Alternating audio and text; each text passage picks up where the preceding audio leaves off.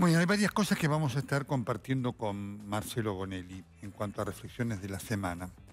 Pero hay 3 o 4 que quiero sí marcar en el comienzo de la reflexión editorial, porque forma parte de la radiografía de lo que está pasando en el gobierno, que tiene mucho que ver con lo que nos pasa hoy en la pandemia, pero fundamentalmente con un tema al cual le venimos prestando muchísima atención, que es a la situación interna que se vive dentro del gobierno como condicionante de la gestión de Alberto Fernández.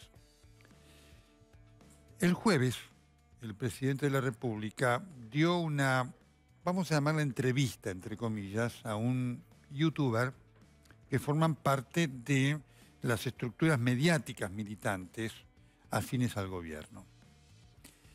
Y a mí me impacta mucho cuando el presidente de la República dice cosas que son un reflejo de lo que está pasando al interior de ese binomio y de esta actitud del presidente de la República consentida de absoluto sometimiento a Cristina Fernández de Kirchner.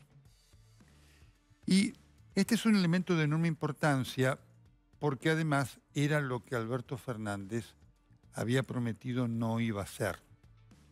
Fue una constante en la campaña y que esto tuvo mucho que ver con el voto de un sector independiente en la Argentina disconforme con el gobierno de Mauricio Macri, que creyó ver en Alberto Fernández la posibilidad de una diagonal, que representaba la promesa de marcar límites a muchos de los comportamientos que ya conocemos son propios de Cristina Fernández de Kirchner. Pero esto no ocurrió. Digo, esto no está ocurriendo. Claramente es uno de los hechos más impactantes que ha tenido como consecuencia el desmoronamiento de la figura de Alberto Fernández, más allá inclusive de cómo le pueda ir o no en las próximas elecciones. Y dijo el presidente de la República en medio de esa conversación altamente intrascendente que tuvo, pero dijo 2 o 3 cosas que son realmente impactantes. Y dijo, no soy tan sumiso a Cristina Fernández de Kirchner. Repito, no soy tan sumiso a Cristina Fernández de Kirchner. ¿Qué significa eso? Que efectivamente es sumiso. No sabemos el tan, qué porcentaje significa. Si para Alberto Fernández no ser tan sumiso significa decir un no cada 10 síes. Pero es el reconocimiento de la sumisión. Yo no sé si el presidente de la República se dio cuenta, se da cuenta de las cosas que dice, o si, obviamente, hay un deseo ya casi obsceno de reconocer los hechos sin ningún tipo de, casi de mea culpa, es decir, yo prometí otra cosa. Es el reconocimiento de lo que hoy pasa en el gobierno. No soy tan sumiso, dijo el presidente. Es decir, es sumiso. En algunas cosas no lo será, ¿no? Pero es sumiso a Cristina Fernández de Kirchner. Y este es un elemento terrible en cuanto a lo que representa ya no solamente el deterioro de la figura de Alberto Fernández, sino también del futuro, de esto que nosotros vemos venir todos los días, porque efectivamente lo que se va viendo en forma cada vez más acentuada es esta impronta de Cristina Fernández de Kirchner. Ayer, la intensa conversación que tenía con el exministro Ginés González García, le preguntaba, ¿usted con Cristina cómo se lleva? Bueno, si Cristina no me quisiera, no habría estado en el gobierno. Otra vez, el eje de la decisión pasa por la expresidenta en funciones. Este es uno de los puntos que quiero marcar, que está representando, está marcando lo que este gobierno significa para el proyecto de Cristina Fernández de Kirchner. Significa una transición. Alberto Fernández, en cuanto a posibilidad de continuidad, tiene fecha certificado límite, 10 de diciembre de 2023. El kirchnerismo, usted sabe que está testeando muchas variantes. Por ejemplo, está testeando a Daniel Scioli. Usted puede sorprenderse, ¿no? Pero sí lo está testeando para las próximas elecciones de ahora en noviembre. Usted sabe que además, fruto de lo que representa esta elección para el kirchnerismo, porque representa la posibilidad de tener un Congreso adepto que le permita avanzar, fundamentalmente en el campo de la justicia para obtener la suma del poder público total, está el gobierno trabajando sobre todo en la provincia de Buenos Aires, que va a ser decisiva. Y allí es tan fuerte todo que ya está organizada lo que se llama la Mesa de los Lunes, en donde confluyen Axel Kicillof, Máximo Kirchner, Sergio Massa y otros. A veces está Jorge Ferraresi, el ministro de Hábitat, otras veces está el ministro de Obras Públicas, Germán Catopodis, hay intendentes. Y allí hay dos elementos muy importantes para tener en cuenta. Uno, de esto lo vamos a estar hablando con Marcelo, el tema de la inflación, que preocupa y mucho. Por eso hay críticas dentro del kirchnerismo duro al gobierno de Alberto Fernández. Y otro, el uso político de la vacunación. Esto que nosotros venimos pronunciando, cuando digo nosotros, muchos periodistas de aquí, de esta casa y de los medios, los que tenemos la información, está claro que el gobierno va a apuntar eso. Hay una anécdota que lo marca.